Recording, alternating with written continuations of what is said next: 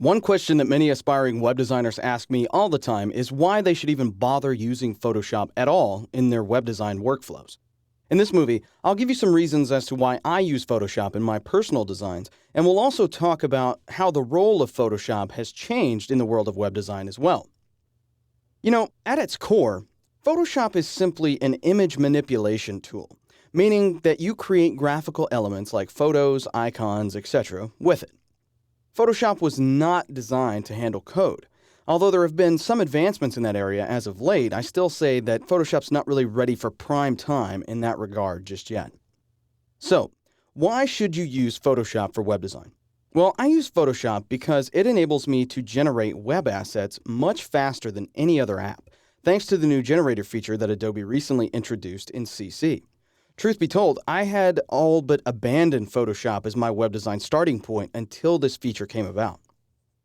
Second, Photoshop gives you a better visual representation of the finished product and makes it much easier for your clients to understand what their sites will look like without having to show them an actual working prototype, which can take way longer to create than any PSD file ever could.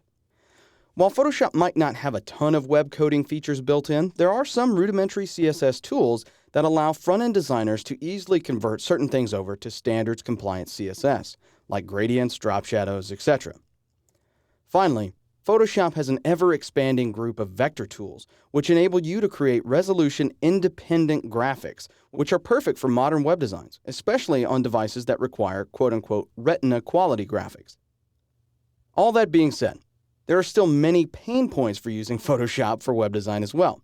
For instance, there's still no multi-page workflow, unless you count layer comps, which I don't. But that's a big sticking point for a lot of people, is you can't have multiple pages inside of Photoshop. You're also unable to really simulate responsive web designs in Photoshop without the help of tools like Edge Reflow, which can have its own learning curve. While Photoshop may have CSS capabilities, the code isn't always, shall we say, as clean as developers might like it to be. And oftentimes it includes unnecessary information that most web designers would simply disregard upon actually creating the functioning prototype. Using Photoshop can also make you feel as though you're doing double the work when it comes to your designs.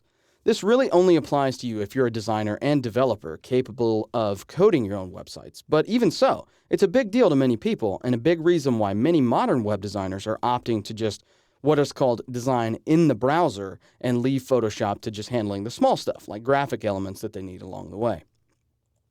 Many people also claim that abandoning Photoshop will save you some time. Well, let's explore that. Here's a typical old school workflow for web designers. This would be the same workflow that most people were using in the early days when print and web sort of mimicked each other.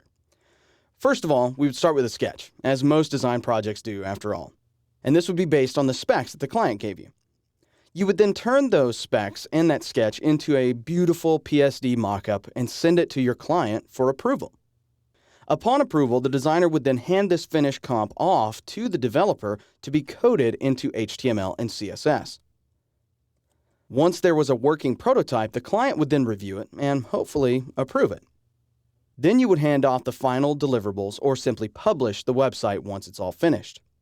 Okay, let's get a final count here. There are 6 steps total in this old school workflow, okay? Now let's take a look at how that compares to a quote-unquote new school method of designing for the web. You almost always start out with a sketch, much the same way you did in the previous workflow. Then you move on to creating a wireframe mockup in browser, which means you're coding it and designing it as you go. And you're using apps like Photoshop to create only the graphics that you'll be using within the code itself. Next, you'll get client approval of the wireframe mockup. Then you'll go back to work, cleaning it up and putting the finishing touches on the full-scale prototype that you're going to show the client and hopefully get their approval again.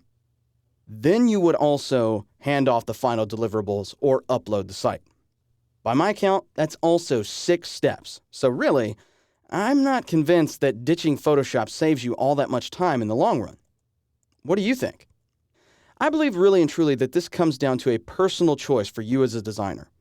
If you are purely a front-end or aesthetic designer, Photoshop is still very much in play for you. Mockups will always be an essential reference tool for developers and hybrid designers alike, so I think that generating ones that closely resemble the final product is also really beneficial.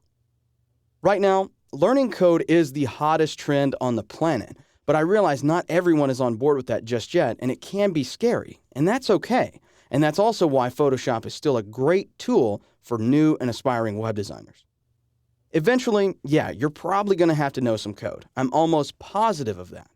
But until then, Photoshop on, my friend.